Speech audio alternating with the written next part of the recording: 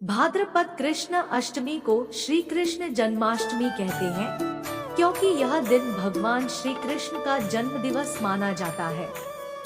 भाद्रपद कृष्ण अष्टमी तिथि की घनघोर अंधेरी आधी रात को रोहिणी नक्षत्र में मथुरा के कारागार में वसुदेव की पत्नी देवकी के गर्भ से भगवान श्री कृष्ण ने जन्म लिया था। यह तिथि उसी शुभ घड़ी की याद दिलाती है और सारे देश में बड़ी धूमधाम से मनाई जाती है। द्वापर युग में भोजवंशी राजा उग्रसेन मथुरा में राज्य करता था। उसके आताई पुत्र कंस ने उसे गद्दी से उतार दिया और स्वयं मथुरा का राजा बन बैठा। कंस की एक बहन देवकी थी, जिसका विवाह वसुदेव नामक यदुवंशी सरदार से हुआ था। एक समय कंस अपनी बहन देवकी को उसकी ससुराल पहुंचाने जा रहा था। रास्ते में आकाशवाणी हुई, है कंस, जिस देवकी को तू बड़े प्रेम से ले जा रहा है, उसी में तेरा काल बसता है। इसी के गर्भ से उत्पन्न 8वां बालक तेरा वध करेगा। यह सुनकर कंस वसुदेव को मारने के लिए उद्यत हुआ। तब देवकी ने उससे विनयपूर्वक कहा, मेरे गर्भ से जो संतान होगी उसे मैं तुम्हारे सामने ला दूंगी। बहनोई को मारने से क्या लाभ है। कंस ने देवकी की बात मान ली और मथुरा वापस चला आया। उसने वसुदेव और देवकी को कारागृह में डाल दिया, परंतु उसने अपने पिता समेत देवकी और वासुदेव को कारागार में डाल दिया।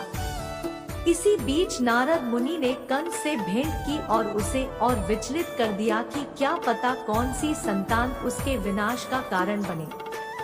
यह सुनते ही कंस ने यह तय कर लिया कि वह देवकी और वासुदेव की सभी संतानों को मार डालेगा। वसुदेव देवकी के एक एक करके 7 बच्चे हुए और सातों को जन्म लेते ही कंस ने मार डाला। अब 8वां बच्चा होने वाला था। कारागार में उन पर कड़े पहरे बैठा दिए गए। उसी समय नंद की पत्नी यशोदा को भी बच्चा होने वाला था। उन्होंने वसुदेव देवकी के दुखी जीवन को देख 8वें बच्चे की रक्षा का उपाय रचा। जिस समय वसुदेव देवकी को पुत्र पैदा हुआ, उसी समय संयोग से यशोदा के गर्भ से एक कन्या का जन्म हुआ, जो और कुछ नहीं सिर्फ माया थी। जिस कोठरी में देवकी सुदेव कैद थे, उसमें अचानक प्रकाश हुआ और उनके सामने शंख, चक्र, गदा, पद्म धारण किए चतुर्भुज भगवान प्रकट हुए। दोनों भगवान के चरणों में गिर पड़े। तब भगवान ने उनसे कहा, अब मैं पुनः नवजात शिशु का रूप धारण कर लेता हूँ। गोकुल मंडल के मुखिया नंद और उनकी पत्नी यशोदा भी उनके कष्ट से बहुत दुखी थे। देवकी और वासुदेव के 7वें पुत्र को वासुदेव की दूसरी पत्नी रोहिणी के गर्भ में स्थानांतरित किया गया। यह भी भगवान विष्णु की माया थी। रोहिणी नंद और यशोदा के साथ ही वृंदावन में रहती थी। उस बच्चे को बाद में बलराम के नाम से जाना गया। बलराम को शेषनाग का अवतार माना जाता है। उधर वृंदावन में यशोदा भी गर्भ से थी। तुम मुझे इसी समय अपने मित्र नंद जी के घर वृंदावन में भेज आओ और उनके यहाँ जो कन्या जन्मी है, उसे लाकर कंस के हवाले कर दो। इस समय वातावरण अनुकूल नहीं है, फिर भी तुम चिंता न करो। जागते हुए पहरेदार सो जाएंगे, कारागृह के फाटक अपने आप खुल जाएंगे और उफनती अथाह यमुना तुमको पार जाने का मार्ग दे देगी। उसी समय वसुदेव नवजात शिशुरूप श्री कृष्ण को सूप में रखकर कारागृह से निकल पड़े और अथाह यमुना को पार कर नंद जी के घर पहुँचे। वासुदेव ने वैसा ही किया जैसा उन्हें भगवान विष्णु ने करने को कहा था। जैसे ही देवकी ने नन्हे कृष्ण को जन्म दिया, वासुदेव उन्हें एक टोकरी में रख वृंदावन के लिए निकल पड़े। वह दिन अलौकिक था। सारे कारागार के पहरेदार सो रहे थे। यमुना नदी में भयंकर तूफान था। ज्यों ही वासुदेव यमुना को पार करने लगे, नदी ने उन्हें रास्ता दे दिया। उस तूफान और बारिश के बीच नन्हे कृष्ण की रक्षा के लिए शेषनाग भी पहुंच गए। वह दृश्य अत्यंत अद्भुत था।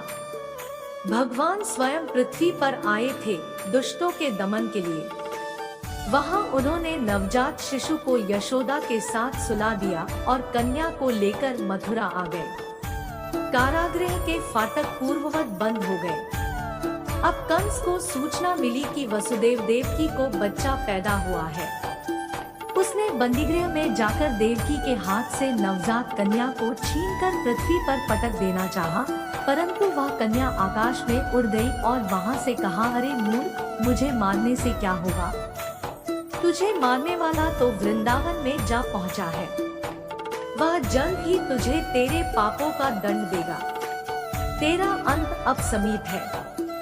यह सुन कंस को बहुत गुस्सा आया और उसने वृंदावन के सभी नवजात बच्चों को मारने के लिए कई दैत्य भेजे। वृंदावन भी उसके अत्याचारों से अछूता न रहा।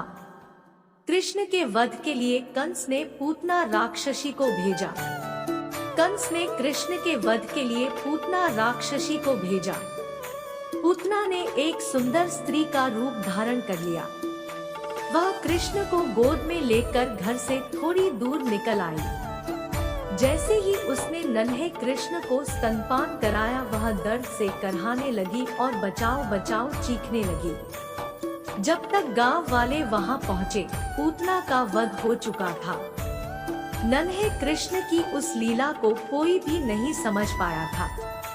उन्हें सब एक नन्हे बालक के स्वरूप में ही देखते थे। लोगों को यह कभी लगा ही नहीं कि वह नन्हा सा बालक एक राक्षसी का संहार भी कर सकता है। भगवान श्री कृष्ण की बाल लीला का वर्णन किए बिना उनके जन्म की कथा अधूरी है। उन्हें प्यार से माखन चोर भी कहा जाता है। मक्खन उन्हें बहुत प्रिय था और उसे चुराकर खाने से जैसे उसका स्वाद दुगना हो जाता था। वृंदावन की सभी औरतें मक्खन को कृष्ण और उनके सखाओं के डर से छुपा कर रखती थी, परंतु वो भी कम कहाँ थे। चाहे जितनी भी दूर हो मक्खन की हांडी, वो उसे ढूंढ ही लेते थे। सारा वृंदावन कृष्ण की माया में डूबा हुआ था। हर कोई प्रेम और सुख से जीवन व्यतीत कर रहा था। भगवान श्री कृष्ण ने बालक रूप में कई लीलाएं रची और बड़े बड़े दैत्यों और दानवों का वध किया। भगवान कृष्ण ने 16 वर्ष की उम्र में कंस का भी वध किया और उनके पिता और अपने नाना उग्रसेन को मथुरा का राजा घोषित किया। श्री कृष्ण का कालिया दमन। इसी तरह खेलते और गाय चराते चराते कृष्ण की बांसुरी की तान सुनते हुए ही दिन गुजरने लगे। इसी बीच खेल ही खेल में एक दिन कृष्ण की गेंद यमुना में गिर गई। यमुना का पानी उसमें स्थित नाग के विष से काला हो चुका था। गेंद की तलाश में कृष्ण ने यमुना में छलांग लगा दी। यह देख उनके सभी सखा भयभीत हो उठे। कालिया नामक उस नाग ने अपने 110 फनों से कृष्ण पर वार किया। कृष्ण ने विराट रूप धारण कर उसके फन के ऊपर मानो सारी पृथ्वी का भार रख दिया। जब कृष्ण उसे मारने ही वाले थे तो नाग की पत्नियों ने कृष्ण से उन्हें छोड़ने की विनती की। कृष्ण के स्वरूप को जान कालिया नाग ने भी उनसे क्षमायाचना मांगी और यह विश्वास दिलाया कि वह फिर कभी किसी को भी कोई क्षति नहीं पहुंचाएंगे। तब कृष्ण ने उसे क्षमा कर दिया। दर्शन करती आई है। गीता में व्यक्त हर बात अनमोल है। अगर मनुष्य इसका पालन करने लगे तो उसका जीवन सार्थक है। आज भी अगर हम खुद को किसी सवाल से घिरा पाएं या हमें ये न समझ आए कि क्या सही है और क्या गलत, तो हम भगवद गीता में अपने सवालों के जवाब ढूंढ सकते हैं।